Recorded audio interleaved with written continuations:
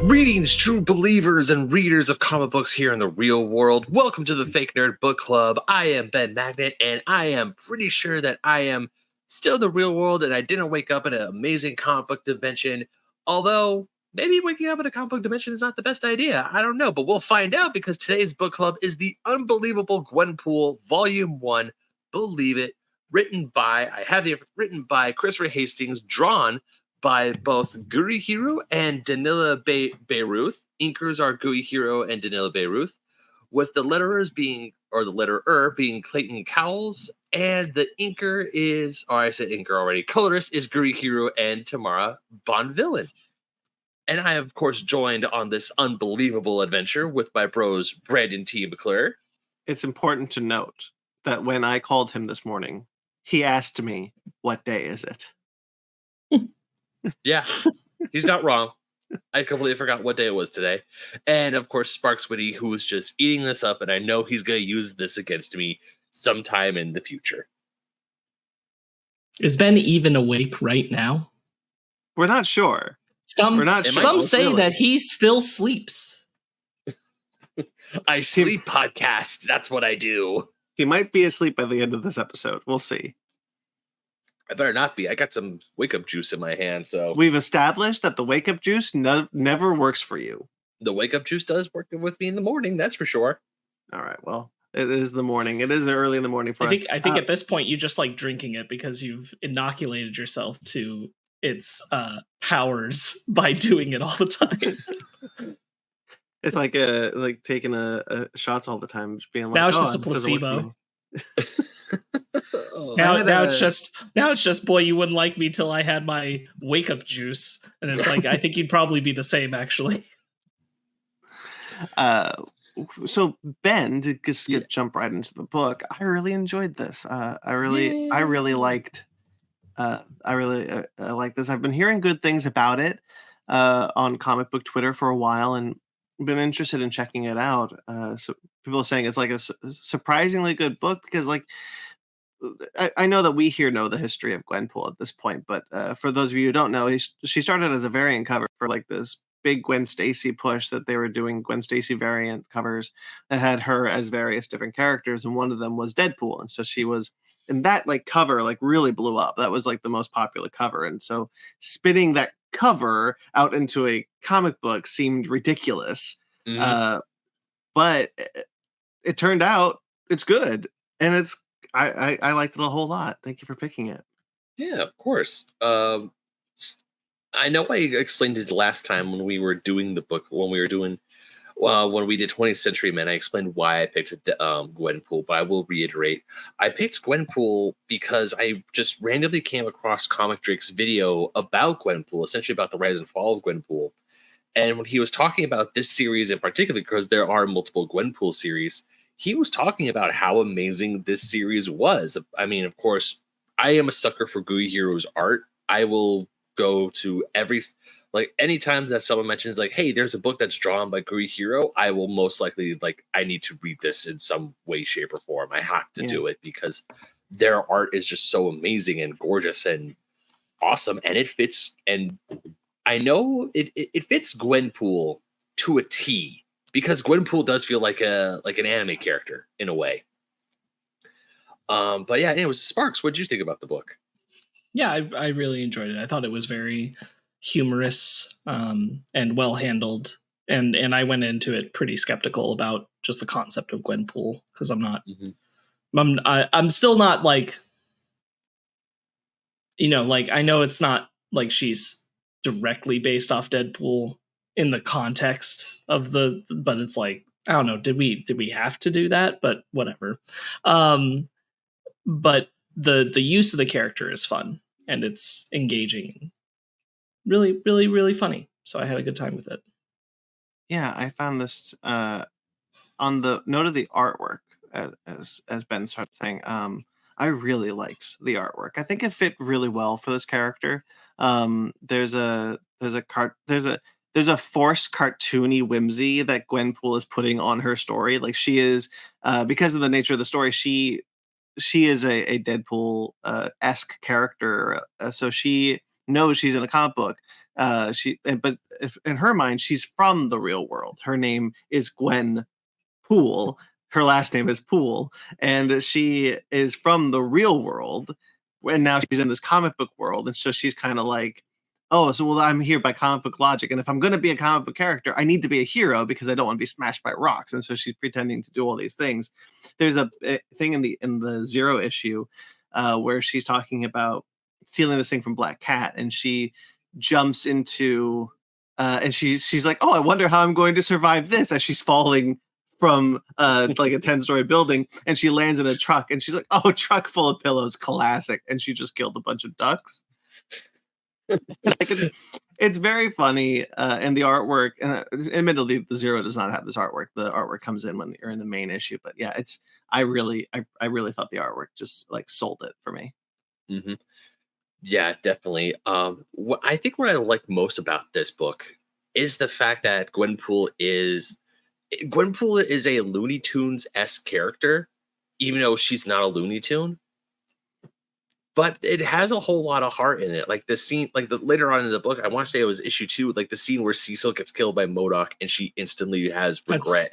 That's the end of the first issue. Yeah, end of the first issue. Oh, well, you're talking about the aftermath of that, yeah. Yeah, where she honestly is like ready to like just throw, like, because she thinks she calls herself the hero, but then she becomes a henchman. And to her, like, becoming the henchman is like one of the worst things anyone in a comic book can do. And her whole time is just like trying to get to become surviving as MODOK's henchwoman. Yeah, is really, I really enjoyed it, because when we see like comic book henchmen, they're like, yeah, they're just can fodder. They're just like henchman number 5, go do that thing. Yeah. Or even when she's like part of a superhero team of henchmen, she's still completely hilarious. And then like when Batroc realizes that she has like no powers and no abilities, and he's like, you survived this whole time by luck? Batroc, by the way, I didn't think would be a standout for me, but I really enjoyed him by the end of this volume. Me too. Batroc is a super funny villain. And even Gwen like speaks to his kind of ridiculous origins. It even points out, how much do you remember before you met Captain America? And he's like, oh, I don't actually remember a whole lot. And it's like, that's because you didn't exist before then. And he even is like, goes through the history of the name of Batroc. It's from this, and it means leaping frog. And he's just kind of like, I don't know what to do with this information. Like, he's like destroying Batroc's whole world, but he's still willing to teach her. And to what Ben is talking about, when Batroc realizes that Gwen has no superpowers, that she has just been lucky up until this point, he takes it upon himself, after much convincing, to train her so that she won't get immediately annihilated by MODOK. And the way MODOK recruits her is really funny. Not necessarily when he kills that character, which is wild, but when she kills MODOK's number 1 henchman by just pushing him into the furnace. It was very funny. It was. I really think the humor of this book shines through. There is a kind of Looney Tunes humor to this, Ben. You're right about that. That I think works so well, while not actually going full Looney Tune, right? Like, she's not pulling giant hammers out of bags or crazy thing. Like, it's very like, she is putting cartoon logic to her life and getting away with it by sheer luck. Like when she kills what's his the weed whacker dude that Thor was looking for. Just happened to have the rocket launcher pointing directly at him. Yeah. I really found this character endearing because of her. Because just I don't know, man. They really surprised me with this. Mm-hmm. And even no, please go ahead. No, even with Gwenpool's fourth wall breaks, because we all know Deadpool breaks the fourth wall, and it's a Deadpool staple, or it's a Deadpool staple in a lot of comic books. But with Gwenpool, because the whole was, even when I found out that Gwenpool was getting her own comic book line, I was also very skeptical. I was like, oh, this is probably not going to be that good. This is just probably going to be like a Marvel trying to do a cash grab for the popularity of that one single issue or that one single cover. It's probably not going to last. But the fact that the character has lasted this long and she's turned into her own, and even just by reading this book, like where she is like, yeah, her name is Gwen space, her last name is Pool, spelled with an E, and she's like, all right, I'm just gonna just survive and live in this comic book world. And like her trying to get, I never thought like her trying to get like a social security number and a bank account would be one of the funniest things I would read in a comic book in a long time. Oh, I do want to focus a little bit on that one. Sparks, what were you going to say beforehand, though? I was going to say just in general about her presence in the comic world that, you know, they're able to make her killing people with this sociopathic behavior. It works because contextually she's like, well, they're comic book bad guys, so it doesn't really matter. Yeah. But then, you know, I'll admit that like I go with the book and I'm happy with it. I have a fun time. I don't understand, I guess, the conceit of because MODOK killed Cecil, that means she has to be a henchman. I'm like, it still doesn't mean you can be killed. It just means he got killed. You don't have to put yourself in this position, but it's fine. Yeah, it's very much. I think it's probably kind of washed away because it's Gwen living by the rules that she thinks she needs to live by. Now she has kind of accepted herself as a comic book character, even though she knows that she is one. And because like when Cecile dies, that's like the first genuine moment of emotion for her, right? Like she looks at all these people and she doesn't care about any of these people. They're all comic book characters to her. Even the extras, she can just kill whoever. There's even the bit in the Zero issue when she is in a park and she kills black cats. I just saw it. Detective. The black cat's detective just in the park. Which is insane, and she doesn't give a shit. But right, because he's a bad guy.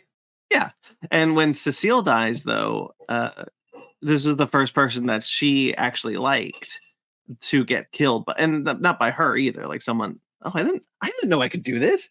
Sorry, I read this on my Kindle, and I just realized that I can do something with it, and it's kind of insane. Sorry, I'm just like flabbergasted by this. I didn't know I had this feature. What was I saying? You were talking about when Cecil died, and it was a very big emotional moment for Gwenpool. Yes, it's a really good moment for her because like she realizes like she is now presented with stakes, right? She is now presented with the fact that people that she likes can die. She still believes that she has plot armor. Because she believes herself to be a hero. But when Cecile dies, she's like, oh shit, maybe I'm not the hero of the story. Maybe I'm not supposed to be doing this. Maybe I am just going down to be a henchman. But she decides to be the best damn henchwoman. Sorry, I just want to real quickly. One of my favorite cuts is when it's when it's like Howard's like, how am I supposed to help you? And then it cuts to this scene where they're looking down in the Hydra lab, and she just goes, ducks can fly, right? Yeah, man, I thought this book was quite funny. The smash cut humor is really easy to get, I think, in comic books because you can because of the way paneling works. But I think in this book it surprisingly excels, and where others I think could falter. Yeah, 100% agree. Ryan unfortunately wasn't able to join us today, but he did send us some pages that I want to highlight real quick on, like, of course. Oh, while you're looking that up, I want to actually highlight because the Gwenpool holiday special is collected in this volume, in the first volume. And we all read the holiday special, right? Yes. Cool. Yeah. Okay. I thought that was very funny. It's the first time in this volume that we actually see the artwork that's going to be the main artwork of the series. Gurihiru, you said? Was his name? Gurihiru, yeah. Yeah. And basically it's it's Gwen has been hired to kill this sword dude, and she's like, okay, cool, yeah, get swords. She's like making notes to herself, and she's teaching how to do swords. And when she meets him, he's this giant snake dude. Yeah. And she just goes, "Did I say Orto? I meant I was looking for anyone else." Yeah, and like you really endeared to the man. This artwork does a lot of heavy lifting. Sorry, I'm just looking at these pages like right now, and I'm just like, this artwork does a lot of heavy lifting to get you endeared to Gwen because it's so expressive. It's so cartoonish, and but not in a way that like not devalues isn't the right word. I mean, cartoonish is the right word. Like it is so unique to this character, and the way the artwork is just able to show the expressions and the paneling, and it's just man, it just really flows all together. Like I don't think this book succeeds as well with that. Like I like the Zero. This is a good example. I like the Zero issue, but I don't think it's as good as the regular series because of the artwork. I don't think Gwen works very well without this specific artwork. Right. The Zero issue art is, I won't lie, it's not my favorite. Thankfully the story itself though I really enjoyed it. Like when Gwen and Howard the Duck when Gwen and Howard the Duck team up to steal the thing from Hydra, where she steals a thing from Black Cat, then she steals the thing back from Hydra. I just thought it was actually very funny. I was like, oh, I think I might actually really enjoy this character. And like just like you said, when you pulled up, Brandon, the thing with the snake guy with Orto, and even when it like smash cuts back to her trying to learn how to use swords on YouTube tutorials, how to make bomb. And how to make bomb, and then that's how she kills the guy. But even then, I was talking earlier about Looney Tunes, and this is one of Ryan's pages that he saved, was when she's at Ronnie, the costume maker, and she's like, hey, this is how much this goes for. And she puts her mask on and draws dollar signs on her eyes, and like the old classic cartoon big dollar eyes, like Awooga moment. And like Ronnie's moment, like, oh, now I got to clean this again. Yeah, and she's just all mad. It's really interesting knowing where Gwenpool's story goes, because I do know a little bit about how her like overarching story ends. It's really interesting to see her with Miss Marvel in this book, because the two of them kind of operate as the same kind of comic book nerd, just one's from a comic book world and one's from the real world. So it's an interesting like kind of meta thing of the equivalent of this would be like if Iman Vellani met Miss Marvel, right? Like this is a comic book geek now in a comic book world talking to a comic book geek in a comic book world. Like I found that the kind of like I think pairing the two up together, and it's just for a page, but it's so electrifying and interesting. I kind of want more of it. Yeah. Let's see. I think that the art in the Zero issue is pretty good. I'll say that it doesn't necessarily conform to the character as well as the rest of it, but I still think it's good art, and I think it pops really well for putting her and Howard the Duck together. Yeah, I agree with that. Is it the same artist, Sparks? Do you know in the prologue of the first issue? In the prologue, where they meet, where she meets Cecile. With the Cecil? Cecil, sorry. Yes, I keep forgetting. It looks like it is, but I can't say it for sure. Because I like you, I like this art. It's weird, especially in the scene with when they're in the cop car. Yeah. It just doesn't fit the character very well, I don't think. I like it. It's not the preferred way to see this character, I should say. You've got the cop in the cop car that says, one time I believe a portal to the actual for real hell opened up in Union Square, or it might not have been. The official word never makes it down to people like me, but I still had to go and shoot at strange apparitions whose faces would change into my mother's. Yeah, this cop who's just like, I'm done. I'm taking your money and I'm leaving. Yeah. And she's like, oh no, he's gonna kill us. He's like, what? No, I'm not. I'm letting you go. I'm Just just tired. Like, I'm Uh, just gonna leave Force in Disgrace. This is my early retirement.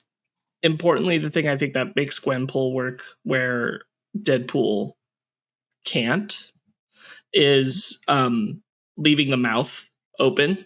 Mm-hmm. I Oh, think that makes a sure. big difference because there's so much use of how Gwenpool's mouth looks when it's seen for reactions and things like that that you just don't have with Deadpool. Like they can do a lot with the eyes, but Gwenpool has so much more versatility for comedic expressions because like you get this is a good example. Hold on, let me pull this page up.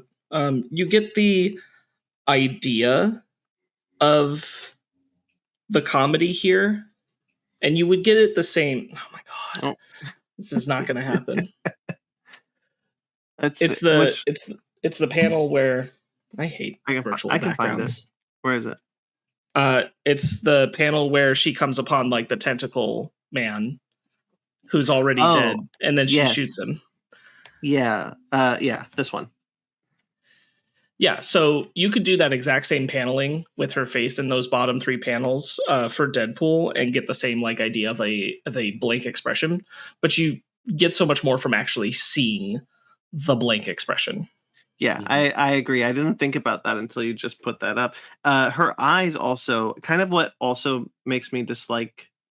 I shouldn't say dislike because I do like the art and the Zero issue and the prologue, but like what makes it not fit for Gwenpool is if you see her eyes, they are pink slits inside giant black um, holes, I guess. Mm-hmm. Well, like a giant the giant black with pink slits, and that's how this artist draws her eyes.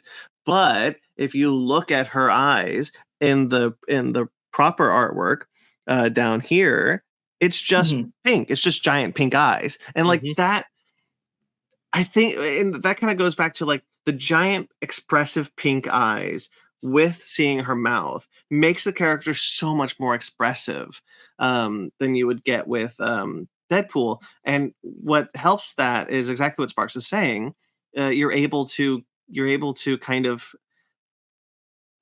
get more humor also from these expressions because of that. And I think you can't do this.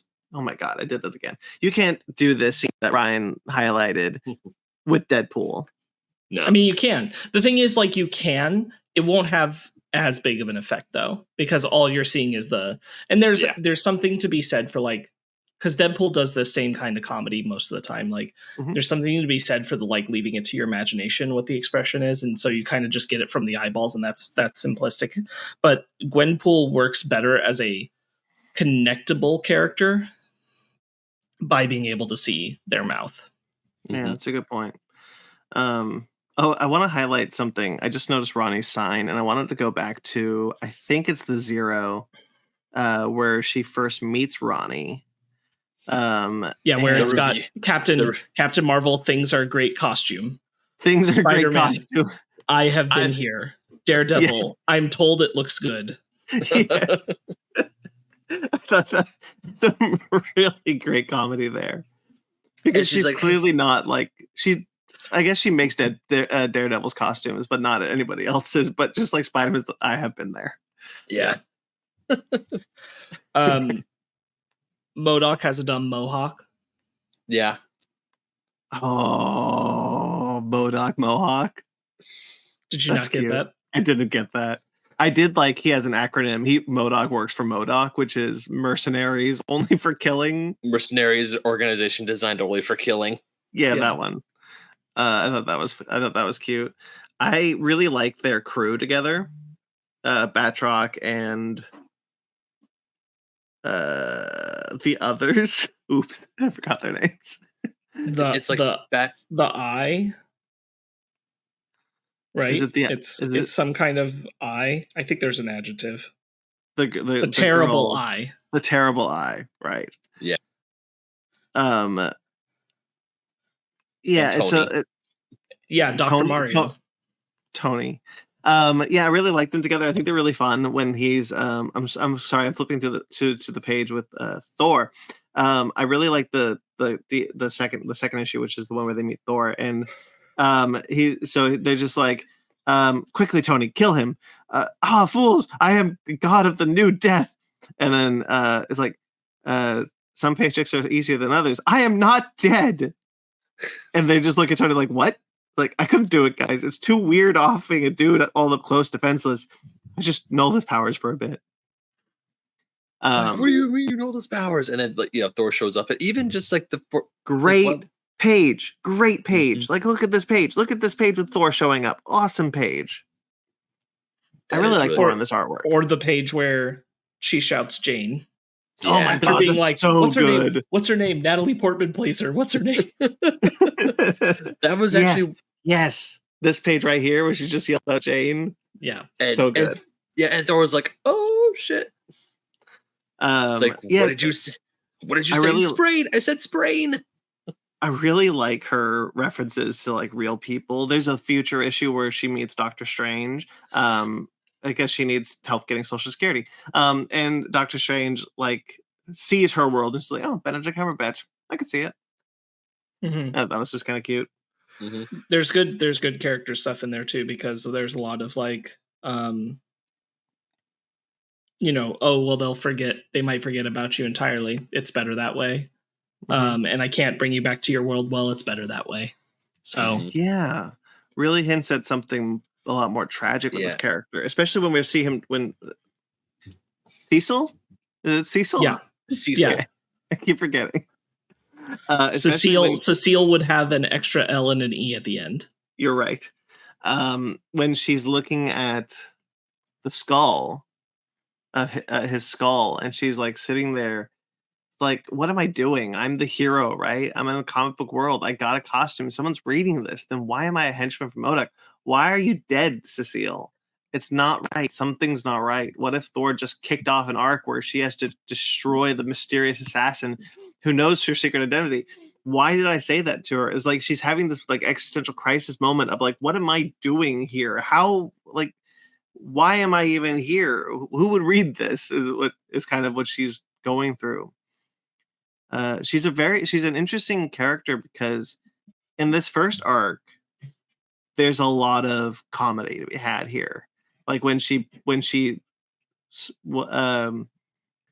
kills the dude that Thor wants, or or the fact that they kind of screw up Thor's mission and still manage to save her mission with the weed whacker. Like there's good stuff here, but there's also hints that there's something more to Gwen as a character. It's something deeper that she's just not addressing, and so as comic book readers, we're not seeing right now until we get to the final issue with Doctor Strange, where we start to really see that there's something tragic behind this. It's not the final issue in this volume, right? It's the second to last one. The last one's the one where she fights MODOK. Yeah. Oh, you're correct. Yes, I just turned to it. You're right. MODOK, who's like, congratulations, you have one of Tony Stark's powers, money. Yeah. Man, this artwork is so cute. Look at this page. She's talking to Doctor Strange. Look at these panels. Look how cute this is. Yeah, she is. Audio listeners are going to hate me this episode because I'm just like, look at this art. Yeah. I mean, it's really good art. I also love how she gets to sick Cecil on MODOK at the end. Yeah, she's like, Cecil, I choose you. She throws his skull like a Pokeball. MODOK shouts, it's a ghost. Activate ghost defense. That doesn't exist. I like that she kind of took what knowing that MODOK was going to figure this out eventually, she kind of took what Batroc taught her and the money she got from MODOK to just be like, all right, well, I'm ready for you. Like we're gonna do this. You're not gonna kill me. I also love her room. I think her room is really sweet. Yeah, she's got a picture she's got a cover of Spider-Man #1, which is kind of cool. Yeah, I really like this book. I'm not sure how much more there is to say, but I really like when Batroc. No, Sparks. I really like when Batroc goes ahead and says, like, I shouldn't have wasted all that time teaching you leg sweeps first. And she's like, but they're so fun, and immediately leg sweeps him. Yes, very good. What was another page. Ryan had a few pages that he sent us that he highlighted. Yeah, he did. I have them right here. So we talked about like the first page he sent was essentially like it was from the zero issue where Gwenpool is essentially telling Howard that she knows everything about what Howard did and what he did to Black Cat, Right. and how we get another somehow in just the Marvel books that we've picked for book club. We get another Bye Felicia joke. Yeah, with Felicia Hardy. Mm-hmm. Really? Yes, it's happened before. Has it really? Yeah. I didn't notice this. Spider-Man said it when he was going to go up to help the Avengers fight something, and I forget which book, but we definitely talked about it on the book club before. This is the second time we've gotten a Bye Felicia joke. Mm-hmm. All right, we need to start collecting these. Collecting the Bye Felicias. Yeah, we're gonna put this on a book. We're gonna put this on TikTok. I like that contextually, like it's played by Felicia, like sincerely, where she doesn't take it as a reference to the joke and is like, "Wait, do you know me?" Like, wait, do we know each other? Like, what are we doing here? Yeah. Oh, go ahead, Ben. No, one of the other pages that Ryan has is when Batroc is on the top of the tower with Gwenpool, saying that he knows that she's a fraud and all this. But the last line, because it was the last page, I want to say issue 3, where he says, "You compromised our mission and your foolishness. You are a fraud, and I'm going to tell on you." Issue 2. Oh, issue 2, yeah. But just the fact when he says, "I'm going to tell on you," like he's a grade schooler, had me rolling. And in his French accent, like you gotta imagine that's supposed to sound really funny. Yeah, exactly. There's 2 things I want to highlight, which is MODOK. The whole reason he wants to recruit Gwenpool is he's like, see, she has very special talents, and she explains like, "Why are you even doing this, MODOK? Aren't you supposed to be retired on the?" And he's like, "See, no one should know that. I don't know how she knows that." And then the other one is when they have the squid people that they deal with, the Chthonians, you get Sam Wilson representing the Avengers on television. Like, the Chthonians were there this whole time? The Avengers really should have taken care of that. Sorry, folks, we're busy. It's really good. I wanna highlight this page, which is the first time Doctor Strange shows up, because look how hot he is. What the hell? What are we doing here? Why? Which is her reaction too. Yep. He usually is. This is pretty, like, this is hotter than I've ever seen him. I also really, I do want to mention that I forgot. I like that. So her word bubbles are different. They're pink and black, unlike others.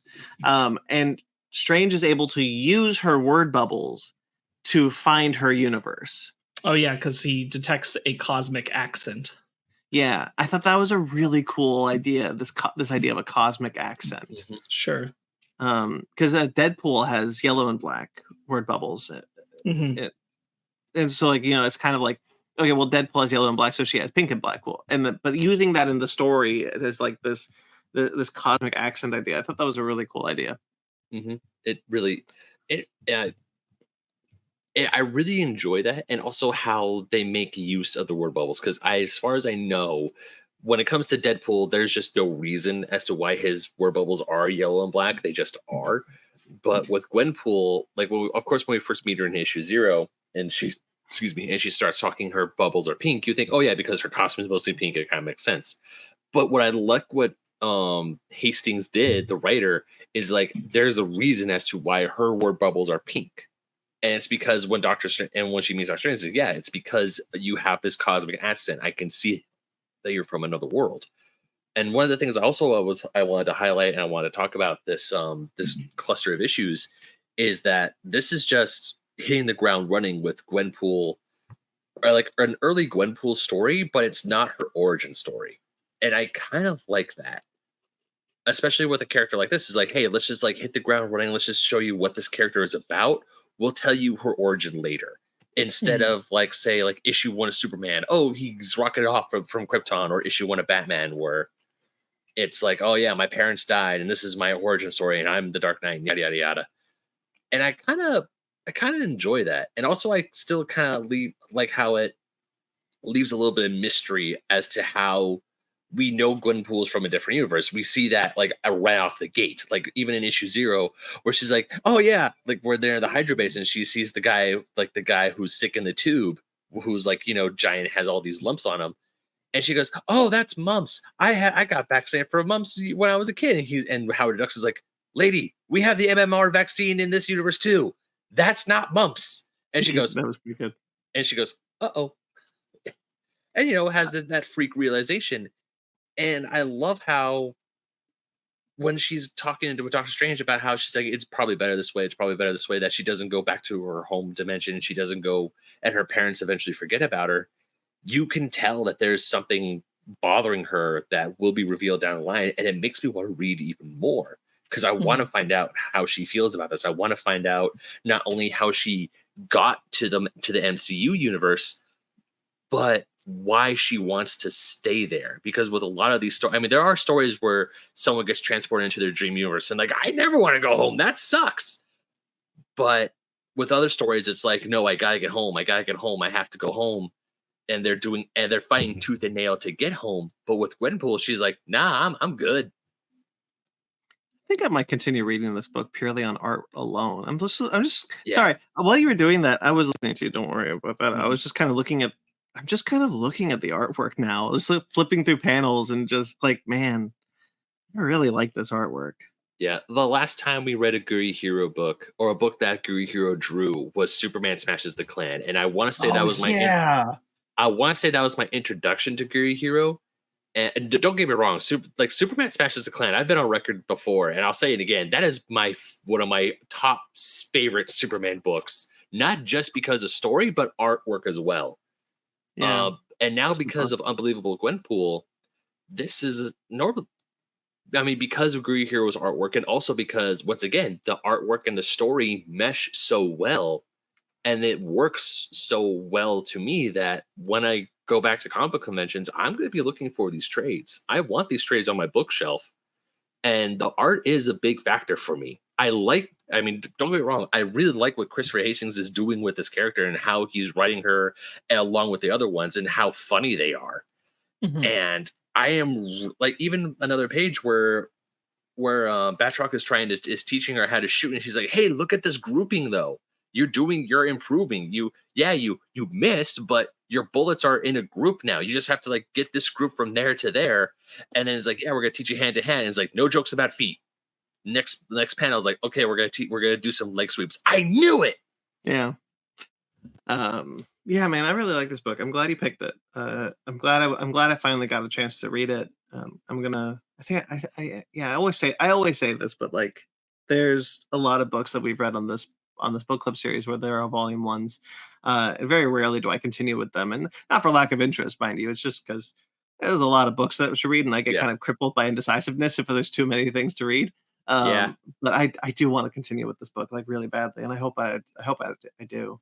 Yeah, with Gwenpool, I mean, obviously, with Gwenpool, I am so glad that I turned a 180 on this character, because like I said earlier, when we first heard that this character was getting their own line, I was like, okay, this is just like a cash grab. It felt hollow in a way.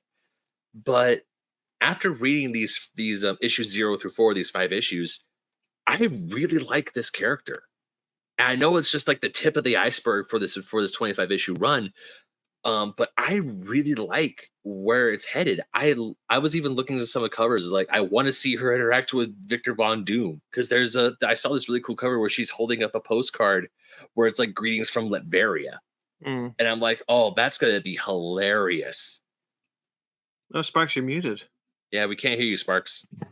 I assumed, even without knowing that Doom would be on a later cover, that Doom is the person who's behind MODOK.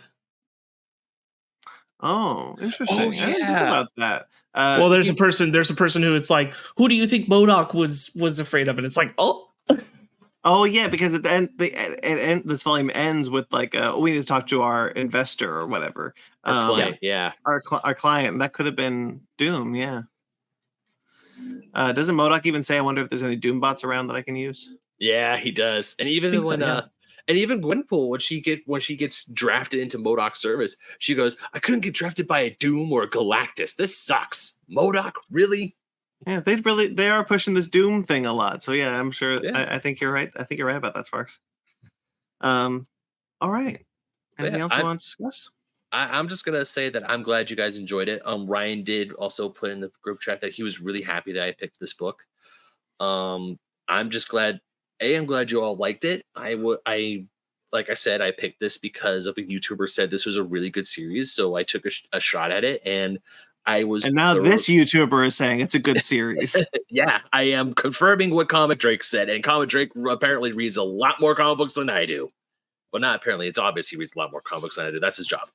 But yeah, this really is a great series, and if you were on the fence, it's really fun. It's really I wouldn't say it's light, but the Gurihiru art will reel you in. The art alone is just 10 out of 10 fantastic. The writing is really well done. I really enjoy this character now, and I want to read more. I really, honest to goodness, want to read more, and I want to go out of my way to get these trades on my shelf because I really think that this is a good series to have. Sure. Yeah, it's good. All right. Well, if there's nothing else, let's pull up Ryan's next week book It's club. Taskmaster: The Rubicon Trigger. The Rubicon by Trigger. Jed McKay. I was looking for that. Okay, so didn't we do it? We've done a Taskmaster book before, haven't we? Yeah, we have. I'm sure. I don't remember which one that was. I was trying to look through the list, but I couldn't figure it out. Okay, well, Taskmaster: The Rubicon. What? Trigger. Thank you. Sorry. Okay, so that'll be in 2 weeks' time because once again, this series is bi-weekly. That'll be 2 weeks' time. However, there's going to be other things. There's plenty of other book club stuff. There's a lot of book club stuff, guys. If you're on this feed, Sparks has been kind enough to put up our archived book club from past episodes. At this point, there's probably a bunch of them now, but they're short. They're relatively short, so you can blow through them pretty easily. And Wasted Space Volume 4 is back by the time this episode goes out. Nope, incorrect. It's not. No, this goes up this week. Wasted Space will be the week after. Oh, okay. Well, Wasted Space is next week. I'm sorry, I got confused with the schedule. That's okay. So Wasted Space will be after this. So stay tuned for that. We're back on Wasted Space. But there's a Star Trek book club that's out there now where I talked to Andy Palacios about the Mirror Universe saga. Stay tuned for more Star Trek book clubs. Those are a little bit slower coming out because it's a lot of book club stuff going on, and I want to make sure that we have time for it all. But yeah, a lot of cool stuff, guys. Of course, there's also Basement Arcade. If you're a video game fan, there's plenty of Basement Arcade stuff going on right now, such as Chaos City and Mortal Kombat 11. Stay tuned for as we roll through September and into October, Spooktober, what we call it, Spooktober, our Spooktober Spooktacular Spookbentobers, Spookums. I don't know. Those are coming up. If you're a fan of our channel, then hey, October is a great time for scaring Ben with some pretty scary video games. So stay tuned for all that fun stuff coming up. I was gonna say I will never forget when I played Slenderman last year, and that was fun to watch. Yeah, and then of course the following day, my fiance and I went to Halloween Horror Nights, and as I was driving us to Universal, I could have swore I saw a Slenderman figure on top of the San Gabriel Mountains, and it almost scared me, and I was this close into getting a car accident. So thanks, guys. Watch Ben play Slenderman again this year on Spooktober. No, not again. You're going back. No, I gotta go back to Freddy Fazbear's. We got to do coming out this year. They did updates. You're going back. Oh, no. That's incredible. That's incredible, guys. And maybe some Choo Choo Charles. We'll see what happens. Oh, definitely Choo Choo Charles. Oh, Fatty is championing for Choo Choo Charles. We're all championing for Choo Choo Charles. No, you have no idea how much my fiance wants to watch me play that, and she is willing to make the time to come and watch, to come over, be on video, be on microphone, and just watch me suffer. Well, stay tuned for a lot of that fun stuff. And of course, for anything else that is strike impacted or not, go to our website at fakenerdpodcast.com. There's a page where you can see all of our shows and what is impacted by the strike and how, and links to find all of them in both their audio and primary video, their primary audio feeds and their video feeds, which you can only find on this YouTube channel. If you like this video and you subscribe to this channel, of course. You can also check out our Patreon and our TeePublic if you'd like to support us financially. We greatly appreciate it. Again, all the links, every link that I could possibly ever say at the end of this episode is on our website at fakenerdpodcast.com, which is also linked below. Find us on Twitter, Instagram, and Facebook, all at Fake Nerd Podcast, fakenerdguys@gmail.com. If you'd like to get in touch with us personally, I'm at BT McClure on Instagram and Twitter. I also write for atomicgeekdom.com. Ben, where can people find you? Well, you could find me at BenMagnet27, Instagram, Twitter, TikTok, Threads, and you can also find me writing for Fusion Gaming Magazine, GoNintendo.com, Old School Gamer Magazine, and playing Mary Frankenstein at or not at D and Dark. Well, I mean at D and Dark for the Twitter handle, but on D and Dark, which is a Dungeons and Dragons real play podcast. Sparks, where can people find you? You can find me trying to learn to do some sweet leg sweeps at Sparks Witty on Instagram, Twitter, SPARKZ Witty.